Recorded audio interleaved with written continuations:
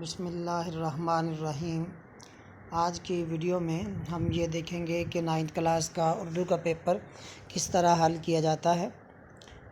9th class میں board کے امتحانات میں 24 صفحات پر مشتمل جو کاپی ہے وہ اسٹوڈنٹس کو مہیا کی جاتی ہے، اور 24 صفحات سے زائد صفحے وہاں پر دوبارہ سے نہیں دیے جاتے۔ اس لیے ہمیں پہلے سے یہ جاننا بہت ضروری ہے کہ ہم نے 9th کلاس کا کویسچن پیپر جو ہے وہ جس میں 9 سوالات ہوتے ہیں ان کو کس طرح سے صفحات پر تقسیم کرنا ہے کہ ہم زیادہ سے زیادہ مارکس حاصل کر سکیں۔ تو آج کی اس ویڈیو میں ہم یہ جانیں گے کہ ہم 24 صفحات پر 9th کلاس کا اردو کا پیپر کس طرح مینیج کر سکتے ہیں کہ زیادہ سے زیادہ مارکس حاصل کر سکیں۔ تو آئیے شروع کرتے ہیں۔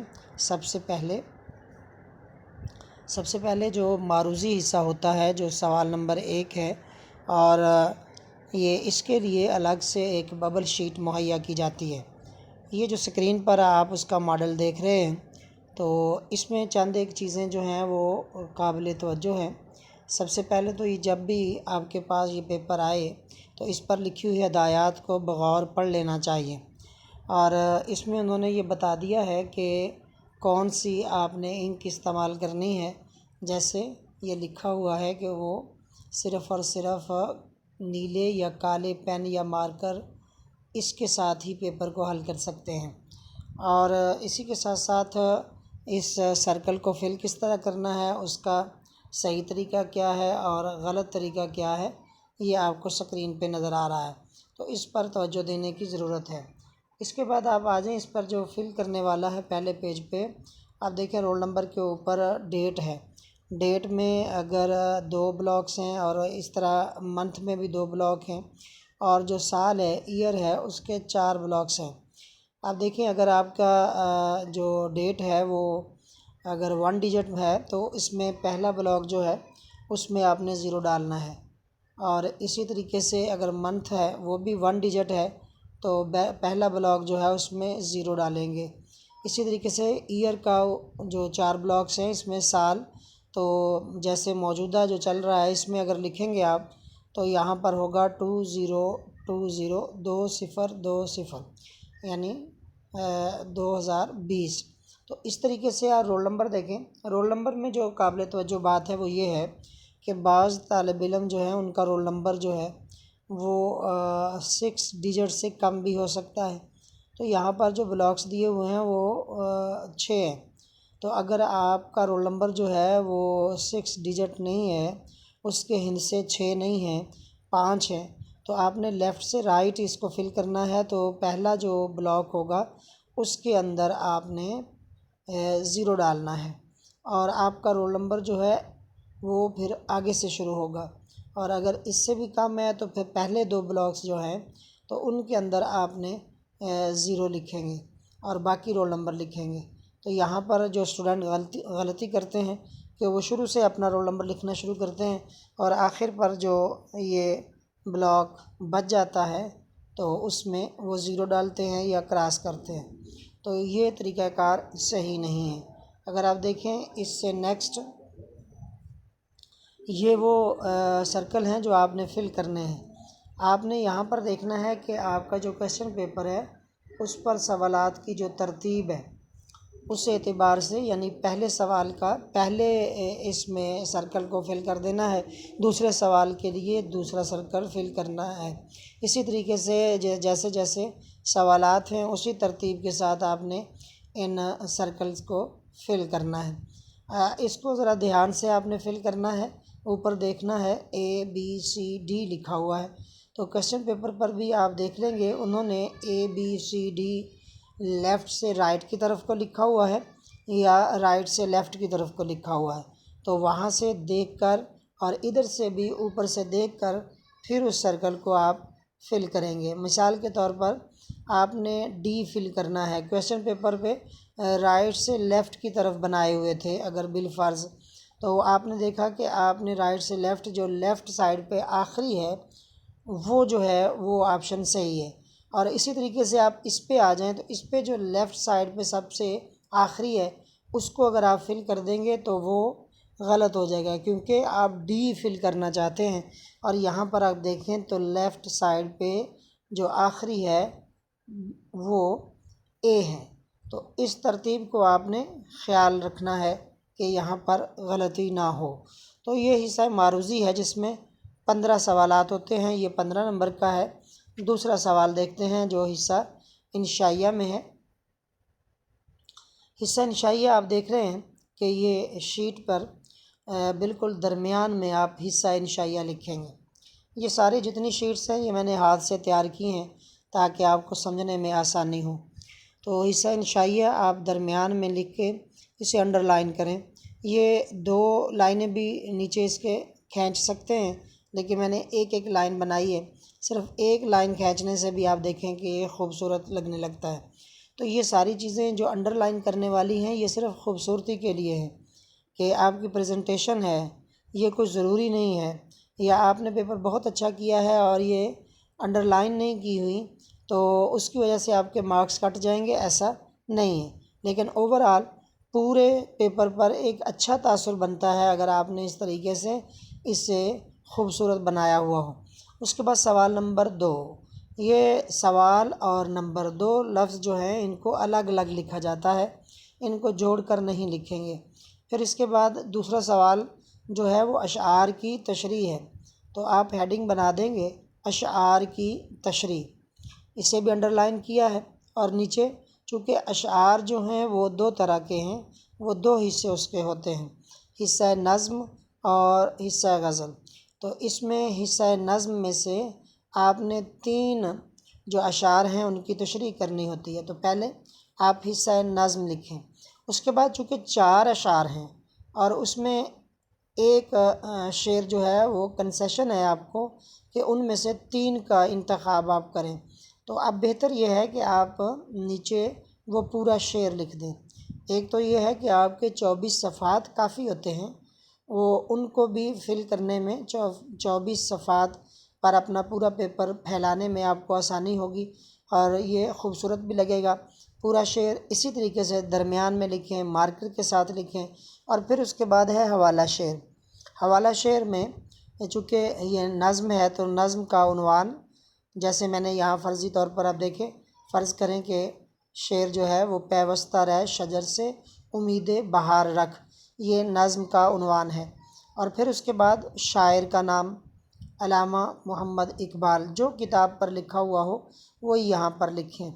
اور پھر اضافی طور پر آپ اس کا ماخذ بھی لکھ سکتے ہیں کہ یہ جو نظم ہے یہ علامہ اقبال کی کتاب بانگ درا سے ہے۔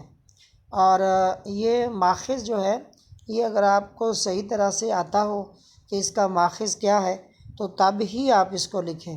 اگر آپ کو پتہ نہیں ہے ماخذ کا تو لکھنے کی ضرورت نہیں ہے، غلط لکھنے سے نہ لکھنا بہتر ہے، کیونکہ یہ ڈیمانڈ نہیں ہے سوال کی، لیکن ایک اچھا تاثر دینے کے لیے آپ اس کا ماخذ بھی لکھ دیتے ہیں۔ اور اس کے بعد مفہوم ہے۔ مفہوم زیادہ سے زیادہ 2 سے 2.5 سطروں میں لکھتے ہیں۔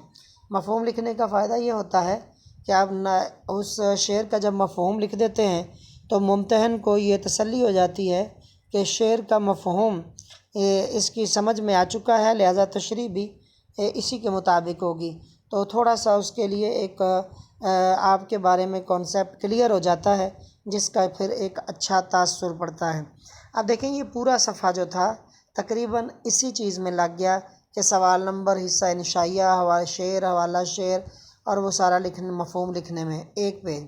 اب جو تشریح ہے نیکسٹ پیج، اب تشریح آپ نے کم از کم ایک پیج سے 2-3 سطریں اوپر لکھنی ہے، یعنی اس طریقے سے آپ نے یہاں سے تشریح جیسے شروع کی ہے، پھر آپ نے اس کی تشریح لکھنا شروع کی، پھر آپ نے حوالہ اسی شعر کے مطابق اگر دیکھیں تو فرد قائم ربط ملت سے ہے تنہا کچھ نہیں، موج ہے دریا میں بیرون دریا کچھ نہیں، یعنی اس میں اتحاد امت کی جو بات کی گئی ہے، تو ملت واحدہ کی جو بات کی گئی ہے کہ امت مسلمہ جو ہے وہ ملت واحدہ ہے، ایک عمارت کی طرح ہے اور ہمیں اپنے ملت کے ساتھ جڑے رہنا چاہیے، تو اس اعتبار سے یہ آپ نے حوالہ لکھا ایک صفحے پہ۔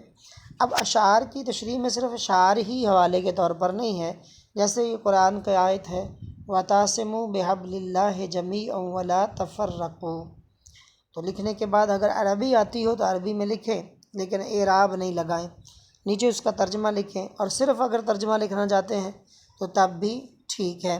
تو یہ دیکھیں ایک صفحہ ہے، صرف 2 حوالے ہیں، اور اس کے بعد یہ نیکسٹ پیج پر یہ تشریح جائے گی، تو یہ دیکھیں، تو یہ دوسرا حوالہ، ایک ہوں مسلم حرم کی پاسبانی کے لیے نیل کے ساحل سے لے کر تاب خاک کاشگر۔ اب دیکھیں اگر آپ تو تشریح اس کی پوری اتنی لکھتے ہیں، یہاں پر میں نے اینڈنگ لائن کھینچی ہوئی ہے، اختتامی خط جو میں نے لکھا ہے، لیکن یہاں پر اگر آپ دیکھیں تو یہ فل سٹاپ کا سائن بھی آپ کو نظر آتا ہے کہ یہ، تو یہاں تک اگر آپ کی تشریح مکمل ہوتی ہے تو آپ نے اختتامی جو لائن بنانی ہے تو وہ 2 سطریں چھوڑ کر نیچے لگا سکتے ہیں، ضروری نہیں ہے کہ بالکل اس کے ساتھ ہی لگانی، 1 سے 2 سطریں چھوڑنے میں کوئی حرج نہیں ہے۔ تو اس طرح آپ 1.5 پیج پورا کر لیتے ہیں۔ اگر تو آپ کی تشریح ہی یہاں تک آ جاتی ہے تو پھر بھی ٹھیک ہے، تو بہت اچھا ہے، لیکن نہیں اگر اتنا لکھ سکتے ہیں تو 2 سطریں اوپر ختم ہو گئی ہیں، جہاں پر میں نے یہ خط لگایا ہے جسے ہم ختمہ کہتے ہیں اردو میں، اور انگلش میں فل سٹاپ، جہاں جملہ مکمل ہو جاتا ہے، تو اس کے 2 لائنیں چھوڑ کر میں نے نیچے جو ہے وہ اینڈنگ لائن بنائی ہے۔ تو اس طریقے سے جب یہ ختم ہو جائے تو اس پر پھر آپ اس طرح لائن لگائیں گے۔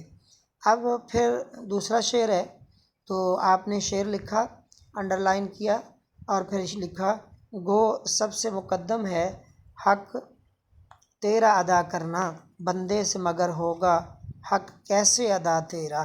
یہ پورا آپ نے شعر لکھا۔ اسی طرح سے پھر حوالہ شعر ہے، اور نظم کا عنوان ہے حمد سے، یہ شعر ہے، شاعر کا نام اور خواجہ الطاف حسین حالی، اور پھر ماخذ ہے، یہ دیوان حالی میں سے لیا گیا ہے، یہ حمد ہے اور اس کا یہ شعر ہے۔ پھر اس کے بعد مفہوم ہے، مفہوم کے بعد اب دیکھیے یہ پہلا صفحہ ہے اس شعر کی تشریح کا، اس پر صرف 1 حوالہ لکھا ہے۔ یہ میں نے بتانے کی کوشش کی ہے کہ ایک صفحے پر 2 حوالے، 1 حوالہ، یہ اتنا کافی ہے۔ ممکن نہیں عبد سے عبادت تیری، خلق و کرم و عطا ہے عادت تیری۔ تو اس طرح سے یہ 1 حوالہ ہے۔ اوپر بھی پیرا آپ نے لکھا، اس کے نیچے بھی یہ پورا پیج آپ لکھیں گے تشریح کا، اور پھر نیکسٹ دیکھیے 1 پیج یہ ہو گیا اس شعر کا، پھر جو ہاف پیج ہے تقریباً وہ آگے ہے، اور اس پر ایک حوالہ ہے کہ جان دی ہوئی اسی کی تھی، حق تو یہ ہے کہ حق ادا نہ ہوا۔ تو اسی طریقے سے اس پہ بھی 2 لائنیں چھوڑ کر، اگر آپ اتنا نہیں لکھ سکتے تو نیچے اینڈنگ لائن کھینچ دیں۔ تو اختتامی لائن کے بعد آپ دیکھیں تیسرا شعر ہے، تیری راہ میں خاک ہو جاؤں مر کر، یہی میری حرمت یہی آبرو ہے۔ تو اس میں حوالہ شعر ہے، نظم کا عنوان ہے، یہ دیکھیں ان سب کو میں نے انڈر لائن ان کے کیا ہوا ہے، حوالہ شعر کے نیچے لائن لگائیں، نظم کا عنوان ہے، لائن شاعر کا نام ہے، اور مفہوم یہ کہیں پر میں نے لگائی اور کہیں پر نہیں لگائی، صرف آپ کو سمجھانے کے لیے کہ آپ سب میں لگا سکتے ہیں، اگر نہیں لگائیں گے تو پھر اس طرح ہوگا، بغیر لگانے کے بھی آپ لکھ سکتے ہیں۔ تو اب اس میں حوالہ شعر کے نیچے صرف انڈر لائن کر دیں، باقیوں کے نیچے نہ کریں، تو یہ بھی ٹھیک ہے، کوئی مسئلہ نہیں ہے۔ تو نعت ہے، ماخذ اس کا ہے محمد خاتم النبیین، شاعر کا نام امیر مینائی، اور نیچے مفہوم ہے۔ اب دیکھیں یہاں تک مفہوم تک آدھا پیج ہو جاتا ہے، اس کے بعد تشریح جو ہے وہ 1 سے سوا پیج 1.5 پیج تک آپ نے پھیلانی ہے، تو یہ بھی آدھا اس میں شامل ہو جاتا ہے۔ تو اس طریقے سے کافی صفحات جو ہیں وہ آپ کے فل ہو جاتے ہیں۔ یہ 3 ہو گئے۔ اب اس کے بعد یہ کروں تیرے نام پہ جاں فدا، نہ بس ایک جاں 2 جہاں فدا، 2 جہاں سے بھی نہیں جی بھرا، کروں کیا کروڑوں جہاں نہیں۔ تو عزیز طلبہ اس کو دیکھیں، یہ شعر جو ہے یہ کافی لینتھی ہے، طویل ہے اس کا مصرعے، لیکن یہ پھر بھی حاشیے کے یہ درمیان میں رہے ہیں، حاشیے سے باہر نہیں گئے، حاشیے کے اوپر جو ہے وہ لفظ نہیں۔ تو اس طرح سے آپ نے پہلے سے دیکھ لینا ہے، تو اس کو تھوڑا سا آپ نے قریب قریب کر کے الفاظ لکھ لینے ہیں۔ جیسے آپ دیکھ رہے ہیں نہ بس ایک جہاں 2 جو ہے میں نے اس کو تھوڑا اوپر لکھ دیا ہے، تاکہ اس لیے کہ شعر کا جو مصرے کی تکمیل ہے وہ حاشیے کے اندر اندر ہو جائے، تو اس طریقے سے آپ نے اس سے مینج کرنا ہے، حاشیے سے باہر اور حاشیے کے اوپر نہیں جائے۔ تو یہ تیسرا شعر نظم کا تھا۔ اب دیکھتے ہیں دوسرا حصہ اسی کا، وہ حصہ غزل ہے۔ اب دیکھیں حصہ غزل میں آپ نے شعر لکھا جیسے آتش غم میں دل بھنا شاید دیر سے بو کباب کی سی ہے۔ یہ میر تقی میر کی غزل ہے، اس کا شعر ہے۔ تو چونکہ غزل میں شاعر کا صرف نام لکھا جاتا ہے، غزل کا عنوان نہیں ہوتا۔ غزل اور نظم میں فرق ہی ہے، ایک فرق جو باقی بھی جو فرق ہیں ان میں سے ایک فرق یہ بھی ہے کہ غزل جو ہے اس کا عنوان نہیں اور نظم کا عنوان ہوتا ہے، اور شاعر کا نام ہے۔ پھر اس کے بعد آپ نے ماخذ لکھا ہے کلیات میر، اور پھر اس میں آپ اس کا مفہوم لکھیں گے، اور مفہوم کے بعد اس کی تشریح ہوگی۔ تشریح آپ دیکھیں، یہ مفہوم ہے، 2 سے 2.5 سطریں، 2 سطریں، 1.5 سطر، یہ 2 جملوں میں اس کا مفہوم ہوتا ہے۔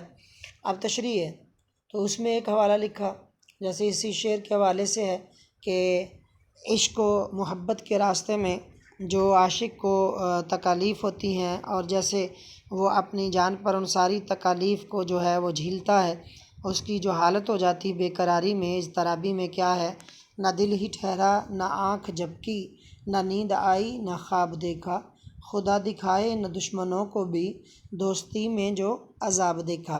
تو یہ آپ نے ایک حوالہ لکھا۔ اس کے بعد نیکسٹ پیج ہے، تو اس پر بھی ایک حوالہ ہوا کہ بدلا ہوا ہے آج میرے آنسوؤں کا رنگ، دل کے زخم کا کوئی ٹانکا ادھڑ گیا۔ اسی طریقے سے آپ نے ایک شعر لکھنے کے بعد اس پر اختتامی خط لگا دیا، یہ لائن کھینچ دی۔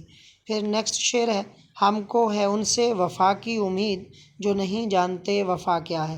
یاد رہے یہ غزل کے 3 اشعار دیے جائیں گے، جن میں سے آپ نے 2 کا انتخاب کرنا ہے، 2 کی تشریح کرنی ہے۔ اب اسی طرح سے حوالہ شعر ہے، شاعر کا نام ہے، ماخذ ہے دیوان غالب میں سے، مفہوم ہے، اور سب کو انڈر لائن کیا ہے، جتنی ہیڈنگز ہیں ان کو انڈر لائن کیا ہوا ہے۔ اور انڈر لائن کرنے سے یہ دیکھیں، چونکہ آپ بلیک اور بلو دونوں استعمال کر سکتے ہیں، تو اس لیے میں نے دونوں کا استعمال کیا ہے۔ تو اس طریقے سے آپ لکھیں گے، اور لکھنے کے بعد پھر اس کی تشریح ہوگی۔ یہ غزل کا دوسرا شعر تھا، ساری دنیا کے ہیں وہ میرے سوا، میں نے دنیا چھوڑ دی جن کے لیے۔ یہ دیکھیں ایک صفحے پر پورا ایک ہی شعر ہے۔ اب نیکسٹ جو دوسرے صفحے پہ اس کا حصہ ہوگا، تجھ کو پاس وفا ذرا نہ ہوا، ہم سے پھر بھی تیرا گلہ نہ ہوا۔ تو یہاں تک اس کی تشریح مکمل ہو جاتی ہے۔ تو یہ جو سوال نمبر 2 ہے اشعار کی تشریح کا، آپ دیکھیں کتنے صفحات اس میں جو ہیں وہ آپ استعمال کر سکتے ہیں۔ آپ دیکھیں 1.5 پیج میں آپ یہ میں نے اوپر اگر آپ کو نظر آ رہا ہے لیفٹ پہ بالکل حاشیے کے باہر اوپر، تو وہ میں نے اس کا نمبر لکھا ہوا 11 نمبر پیج تک آپ پہنچ چکے ہیں جو شیٹ ہے۔ تو اب دیکھیں کہ آگے جو ہے وہ 11 اور آگے جو ہیں وہ تقریباً 13 صفحات رہتے ہیں۔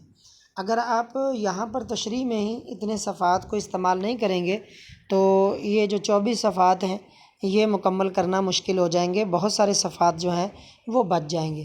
اور میں نے فرسٹ ایئر کے بھی اگر آپ دیکھیں میری ویڈیوز میں، تو انٹرمیڈیٹ کے لیے جو میں نے پریزنٹیشن کا طریقہ بتایا اس میں یہ بات کی ہے، اور اب دوبارہ اس بات کو دہرا رہا ہوں کہ یہ جو بورڈ میں آپ کو جتنے صفحات مہیا کیے جا رہے ہیں، یہ باقاعدہ انہوں نے سارے جتنے سوالات ہوتے ہیں ان کو مد نظر رکھتے ہوئے، اور ان کا جواب طوالت کے اعتبار سے کیا اس کا سٹینڈرڈ ہونا چاہیے، کس معیار کا ہونا چاہیے، ایک سوال کے لیے کتنے صفحات جو ہیں وہ ہونے چاہیے، ان سب کو کیلکولیٹ کر کے انہوں نے یہ صفحات آپ کو مہیا کیے ہیں۔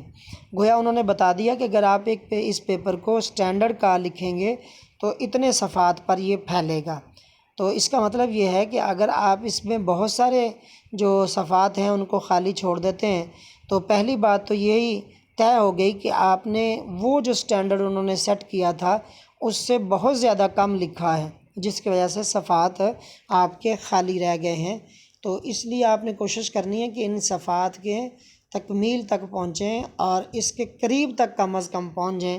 ایک آدھ صفحہ اگر بچ جاتا ہے تو کوئی بات نہیں، لیکن یہ نہیں ہے کہ 5-6 صفحات ہی آپ کے آخر پر رہ جائیں۔ تو جس طریقے سے میں نے یہ بتا رہا ہوں، اگر آپ اتنی طویل لکھیں گے اور اس ٹیکنیک سے لکھیں گے تو یہ پورے کے پورے صفحات جو ہیں وہ لکھے جائیں گے۔ اب سوال نمبر 3 ہے، اقتباسات کی تشریح ہے۔ تو یہ سوال جیسے پیپر پیٹرن میں آپ سیکھ چکے ہیں کہ اس میں 2 پیراگراف ہوتے ہیں، تو آپ نے یہ لکھا اور انڈر لائن، پھر جز الف ہے، چونکہ اس میں 2 اجزاء ہیں تو آپ جز الف، اور اس کا حوالہ متن۔ حوالہ متن جو ہے وہ 2 چیزیں ہیں، سبق کا عنوان جو ہجرت نبوی صلی اللہ علیہ وسلم میں نے لکھا ہے، فرض کریں اس میں سے پیرا آیا ہے، اور مصنف کا نام ہے مولانا شبلی نعمانی، اور صنف ادب بھی آپ لکھ سکتے ہیں، سیرت نگاری ہے، اور ماخذ اس کا سیرت النبی ہے جو کہ علامہ شبلی نعمانی کی کتاب ہے۔ اب دیکھیں کہ یہ سوال کا بھی آپ نے یہ سٹارٹ میں ہی آدھا صفحہ جو ہے اس پر خرچ ہو جاتا ہے۔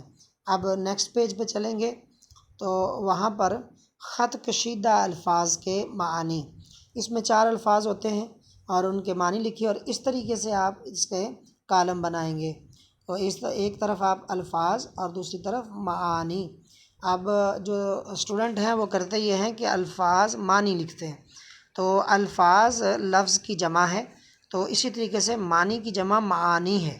اگر آپ ادھر الفاظ لکھیں گے تو دوسری طرف معانی لکھیں گے۔ اسی طریقے سے تشریح ہے، اور پھر تشریح لکھیں گے۔ حوالہ میں نے سیرت النبی کے حوالے سے جو آپ کا سبق ہے اس حوالے سے لکھا ہے کہ غرض طے پا گئی آخر یہی تجویز شیطانی، قسم کھا کھا کے لوگوں نے نبی کے قتل کی ٹھانی۔ تو یہ وہ پیرا ہے کہ جب سارا جو ہے وہ لوگ دشمن جو ہیں آپ کے کاشان اقدس کے باہر جمع ہو گئے تھے اپنے اس مذموم مقصد کو پائے تکمیل تک پہنچانے کے لیے، تو اس کے لیے ایک حوالہ لکھا ہے۔ اب نیکسٹ پیج پہ چلیں تو اب دیکھیں یہ بھی تقریباً 1.5 پیج کی تشریح ہے۔ تو لا تحزن ان اللہ معنا، گھبراؤ نہیں بے شک اللہ ہمارے ساتھ ہے۔ ایک شعر لکھا اور ایک قرآن کی آیت، یعنی کوشش کریں کہ اگر اس کے مطابقت رکھتے ہوئے اشعار کے ساتھ ساتھ دیگر حوالہ جات بھی ہوں تو وہ بھی آپ لکھیں۔ اب دیکھیں جز بے ہے، اس میں بھی اسی طرح حوالہ متن، سبق کا عنوان، فرض کریں کاہلی سے ہے تو کاہلی ہے۔ اب دیکھیں سبق کے عنوان کو انڈر لائن کریں، مصنف کا نام ہے انڈر لائن کریں، صنف ادب ہے اور ماخذ ہے۔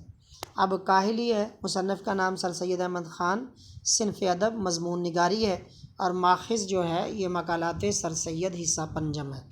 اب دیکھیں کہ آپ سبق کا عنوان آگے پین سے بھی لکھ سکتے ہیں، جیسے کہ میں نے پہلے جو پیراگراف کی تشریح کے حوالے سے آپ دیکھیں یہاں پر میں نے پہلے مارکر سے ہیڈنگز دی ہیں اور آگے پین سے لکھا ہے، یعنی جس سے آپ نے پیپر کو حل کرنا ہے۔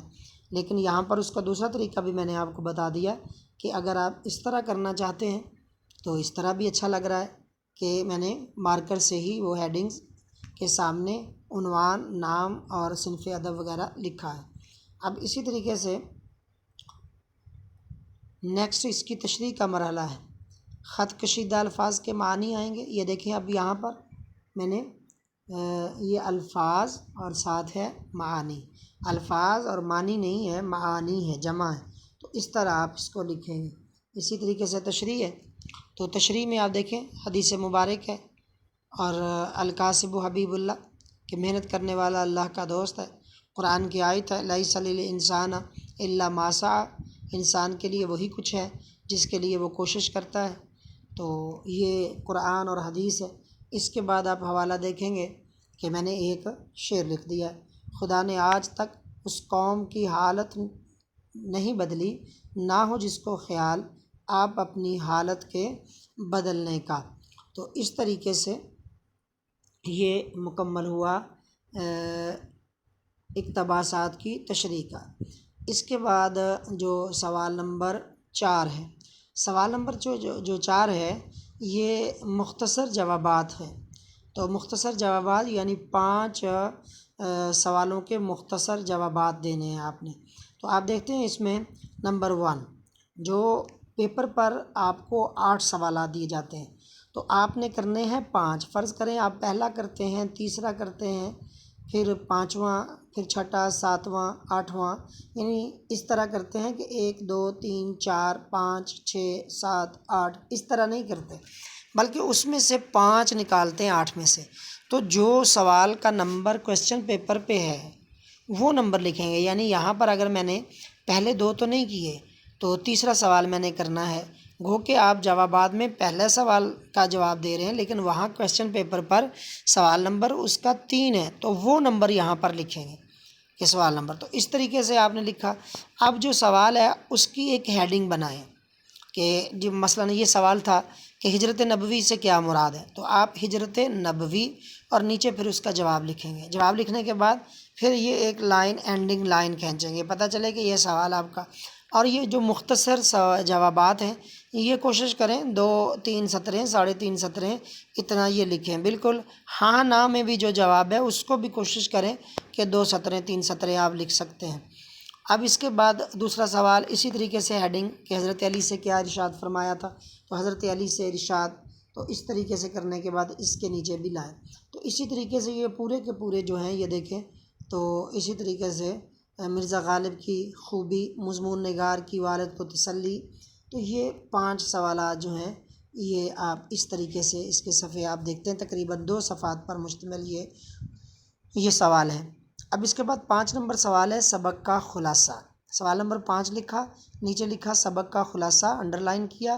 چونکہ 2 اسباق ہوتے ہیں تو ان میں سے ایک سبق کا خلاصہ لکھنا ہوتا ہے، تو آپ نے جزء الف لکھا اور اس کا جو تھا قدر ایاز، چونکہ یہ وہاں پر سبق کا عنوان دیا ہوتا ہے تو قدر ایاز ہے۔ اب اس میں مصنف کا نام آپ لکھیں، مصنف کا نام کرنل محمد خان۔ اب نیچے دیکھیں کہ یہاں سے آپ خلاصے کا آغاز کریں، یہاں میں نے ایرو کا یہ سائن دیا ہوا ہے، تو اس میں جہاں سے ایرو کا نشان شروع ہو رہا ہے یعنی نام کے میم کے نیچے سے آپ شروع کریں گے، تو خلاصے کا جو آغاز ہوگا تو جیسے کتاب یہاں سے سبق شروع ہو رہا ہے اسی بات سے آپ شروع کریں گے۔ یہاں کرنل محمد خان کے حوالے سے نہیں لکھیں گے کہ وہ کیسا لکھتے تھے، کیا لکھتے تھے، کیا نہیں، تو ڈائریکٹ جو ہے جو کتاب پہ جو بات ہے اس سے اس کو شروع کر دیں گے۔ اور پھر اس میں نیکسٹ پیج ہے، یہ تقریباً 2 صفحات پر مشتمل ہوگا۔ اب دیکھیں خلاصہ میں کسی قسم کا حوالہ نہیں لکھتے، بلکہ یہ خلاصہ جو ہوتا ہے پہلے سے موجود سبق کا بھی تیسرا حصہ آپ نے کرنا ہے، پھر سبق کی ترتیب کا خیال کرنا ہے، یعنی جس ترتیب سے سبق ہے اسی ترتیب سے بھی آپ بھی باتیں لکھیں۔ نیکسٹ آپ دیکھیں کتاب میں جس بات پر اختتام ہوا ہے، یہ سبق جہاں پر ختم ہوا ہے تو خلاصے میں بھی اسی بات پر ختم ہونا چاہیے۔ یہ تقریباً 2 صفحات پر مشتمل ہوگا۔ نیکسٹ سوال جو ہے وہ سوال نمبر 6 ہے، نظم کا خلاصہ۔ یہ فرض کریں برسات کی بہاریں، اور اس میں شاعر کا نام آپ نے لکھنا ہے، اور نظم کا جو خلاصہ ہوتا ہے وہ تقریباً جیسے جتنی نظم کے اشعار ہوتے ہیں تقریباً اتنے جملے ہوتے ہیں، تو اس اعتبار سے تقریباً یہ 8 7 10 سطروں سے زیادہ نہیں ہوتا۔ لیکن 9th میں خلاصے کے ساتھ ساتھ مرکزی خیال بھی ہوتا ہے کہ آپ مرکزی خیال لکھیں یا پھر خلاصہ لکھیں، تو میرے خیال میں مرکزی خیال جو ہے 9th کلاس کے جو اسٹوڈنٹ ہوتے ہیں ان کے ذہن سے ذرا تھوڑا سا سے اوپر کی بات ہوتی ہے، کیونکہ نظم میں جو اس میں جو فلسفہ بیان کیا گیا ہے وہ اصل میں اس کا مرکزی خیال ہوتا ہے۔ خلاصہ جو ہوتا ہے وہ جو اشعار ہیں ان کو آپ نے نثر میں کر کے لکھ دیں گے تو آپ کو پتہ ہے لکھنا کیا ہے، آپ کے سامنے ہے، وہ شعروں کے اندر جو بات ہے اسی کو آپ نے نثر میں لکھ دیا، لیکن جو اس کا جو مرکزی خیال ہے وہ ظاہری طور پر آپ کو اس سامنے لفظوں میں اس کے نظر نہیں آ رہا، اس کا نچوڑ جو ہے وہ آپ نے لکھنا ہے، تو اس کا ارک جو ہے وہ آپ نے بتانا ہے، ارک ریزی کر کے کہ اس میں فلسفہ کیا ہے، اصل وہ کہنا کیا چاہتا ہے۔ تو ہو سکتا ہے وہ مرکزی خیال جو ہے اس تک آپ کی رسائی اتنی آسانی کے ساتھ نہ ہو، تو اس لیے میں آپ کو یہ تجویز دوں گا کہ آپ نظم کا خلاصہ لکھیں، یہ آسان ہوگا۔ نیکسٹ سوال نمبر 7 ہے، تو یہ سوال خط ہے، تو خط کے حوالے سے مکتوب نگاری، اس کے ساتھ دوسرا درخواست ہوتی ہے، تو آپ خط کریں یا درخواست، بھائی کے نام خط، اب یہ ہیڈنگ لگائی۔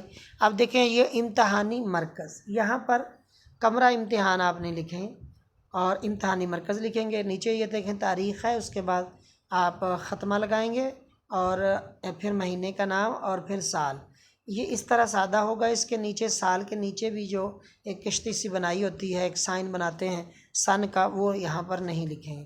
پھر القاب ہے، پیارے بھائی جان السلام علیکم۔ اب دیکھیے یہ 3 نمبر ہوتے ہیں جتنا میں نے یہ لکھا ہوا ہے، امتحانی مرکز کا 1 اور پھر تاریخ کا 2 اور یہ القاب اور سلام کا 1، 3 نمبر ہے۔ اس کے بعد اس کا متن ہے۔ نیکسٹ آپ اس میں جو باتیں ہیں وہ ہے کہ خط کو پیراگراف میں لکھتے ہیں۔ پہلے سلام، دعا، حال احوال، یہ پہلا پیرا ہے، پھر آگے جس مقصد کے لیے آپ نے لکھا ہے وہ ہے، اور آخر پر اختتامی ہے۔ اب اس میں حوالہ جات بھی دے سکتے ہیں، خط لکھ رہے ہیں، کوئی بات ایسی ہے تو آپ اس میں حوالے دیں اپنی بات کو مضبوط کرنے کے لیے۔ حوالہ قرآن کی آیت، حدیث، شعر، قول، ضرب المثل، کہاوت، جو بھی ہو آپ اس میں لکھ سکتے ہیں۔ تو آخری پیرے میں سلام و دعا اور نیک جذبات کا اظہار ہوگا، یہ آخری پیرا ہوگا۔ اور آخر پر آپ دیکھ رہے ہیں بالکل لیفٹ پہ والسلام حاشیے کے ساتھ لکھیں گے، نیچے آپ کا بھائی الف بے جیم، اپنا نام نہیں، فرضی طور پر حروف ترجیع لکھیں گے۔ تو نیکسٹ سوال دیکھیں گے، سوال نمبر 8 ہے، مکالمہ نویسی ہے۔ تو مکالمہ نویسی میں بھی چند ایک باتیں جو ہیں وہ دیکھنے والی ہیں، سمجھنے والی ہیں۔ آپ اس میں کردار لکھیں گے، کردار لکھنے کے بعد ابتدائی منظر ہے۔ مکالمہ نویسی کے نیچے وہ عنوان بھی لکھ سکتے ہیں جس عنوان پر انہوں نے آپ کو لکھنے کے لیے مکالمہ کہا۔ نیچے کردار ہے، کردار بتا دیں گے کتنے ہیں، کون کون ہے۔ پھر ابتدائی منظر آپ لکھیں گے، 2 سطروں میں، 1.5 سطر میں ابتدائی منظر ہوگا کہ یہ بات چیت جو ہو رہی ہے یہ کہاں پہ ہوئی۔ پھر اس کے بعد آپ دیکھیں کہ وہ کرداروں کے نام ہیں، حاشیے سے باہر نہیں لکھیں گے، حاشیے کے اندر لکھیں گے۔ نام لکھا ہے، تھوڑی سی سپیس چھوڑنے کے بعد یہ علامت ہے رابطہ کی، اس کا خیال کرنا ہے کہ رابطہ کی علامت ہونی چاہیے، یہ علامت جو ہے یہی چیک کی جائیں گی۔ پھر اس کے بعد جیسے بات شروع ہوتی ہے السلام علیکم، اور اس کے بعد ندائیہ کی علامت آتی ہے۔ اور آگے جب آپ لکھیں گے تو میں نے یہ لکھا ہوا ہے کہ رموز اوقاف کا صحیح استعمال۔ رموز اوقاف کیا ہوتے ہیں، یہ نیچے میں نے لکھے ہوئے ہیں چند ایک، کہ سوالیہ نشان ہے، سکتہ ہے، وقفہ ہے، رابطہ ہے، اور واوین ہے، قوسین ہے، تفصیلیہ ہے، اور ندائیہ ہے۔ یعنی جہاں پر سوالیہ کوئی جملہ ہے اس کے سامنے سوالیہ، جیسے کیا حال ہیں تو اس کے سامنے سوالیہ ہونا چاہیے۔ جہاں پر جملہ ختم ہوتا ہے اس کے بعد یہ دیکھیں خیریت سے ہوں کے سامنے جو ختمہ ہے تو یہ فل سٹاپ، یہ اردو میں ختمہ تو یہ ہونا چاہیے۔ کہیں پر کسی کا قول ہے تو اس کو انورٹڈ کوما میں، کوئی بات جملہ معترضہ ہے تو قوسین میں، کہیں پر تفصیل ہے تو تفصیلیہ، کسی کو ندا ہے تو یہ ندائیہ۔ تو یہ چیزیں ساری آپ لکھیں گے اور اس طریقے سے آپ اس کو لکھتے جائیں گے۔ فرض کریں کہ ایک جو کردار ہے اس کا جو ڈائلاگ ہے وہ 2 سے 3 سطروں پر جاتا ہے، تو کردار کے نام کے نیچے مکالمہ کی عبارت نہ لکھیں۔ تو اب دیکھیں اس کے نیچے یہ میں نے ایرو بنائے ہیں کہ اس سے آگے لکھنا ہے، دوسری سطر آ گئی اگر اسی کی تو پھر یہیں سے لکھنا ہے، اکرم کے نیچے حاشیے کے پاس سے نہیں کرنا، بلکہ اکرم کے لفظ کا جو جتنا دائرہ ہے اس سے آگے آپ نے لکھنا ہے۔ اس بات کو سمجھانے کی کوشش کی ہے۔ اور اسی طریقے سے پھر اپنی بات کی تائید میں حوالہ بھی لکھ سکتے ہیں، اس میں بھی آپ حوالے لکھ سکتے ہیں کہ اپنے حوالہ جات لکھیں۔ تو یہ تقریباً 2 صفحات پر ہے۔ اور اس میں ایک بات اور بھی ہے کہ مثبت کردار کی برتری، اور اس میں جو بات ہے کہ جو بات مثبت کر رہا ہے، پازیٹیو جس کی بات ہے، تو اس کی آپ نے اس مکالمے میں اس کی جیت دکھانی ہے۔ اور جو دوسرا ہے منفی کردار والا، وہ یا پھر سائل ہے، یعنی کچھ مکالمے ایسے ہوتے ہیں اس میں پازیٹیو اور نیگیٹو کردار نہیں ہوتے، بلکہ ایک سوال کرتا ہے دوسرا جواب دیتا ہے۔ تو اس میں جو ہے جو جواب دینے والا ہے اس کا وہ شکریہ ادا کرے گا سائل جو ہے، اور اس کی دلائل کو مانتے ہوئے اپنا موقف جو ہے وہ بدل کر اس پازیٹیو مثبت جو جس کے ویو تھے اس کے مطابق کرنے کے بعد اس کا اقرار بھی کرے گا اور اس کا شکریہ ادا کرے گا۔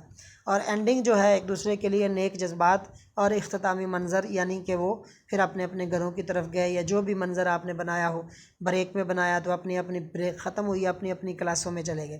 آخری سوال ہے سوال نمبر 9، یہ جملوں کی درستی میں نے یہاں لکھا ہے، ایسے ہی جملوں کی تکمیل ہے، اس میں سے ایک کرنا ہوتا ہے۔ تو اس طریقے سے آپ لکھنے کے بعد انڈر لائن کرنے کے بعد یہ اسی طریقے سے 1 2 3 4 5 جملوں کو آپ نے مکمل کرنا ہے یا پھر ان کو درست کرنا ہے۔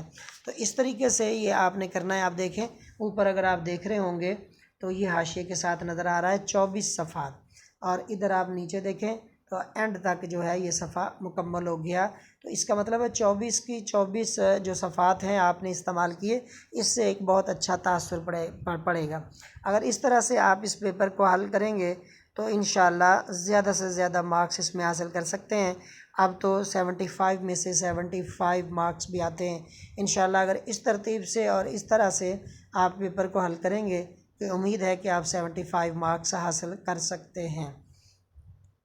اگر آپ کو یہ پیپر پریزنٹیشن اور یہ طریقہ کار پسند آیا ہو تو آپ لازمی اس چینل کو سبسکرائب کر لیں، لائک بھی کریں اور اس کو کمنٹس بھی کریں، دوسرے کلاس فیلوز کو بھی اس کو شیئر کریں، اور جو جب آپ سبسکرائب کریں تو بیل آئیکن جو گھنٹی کا نشان ہے اس کو بھی پریس کریں۔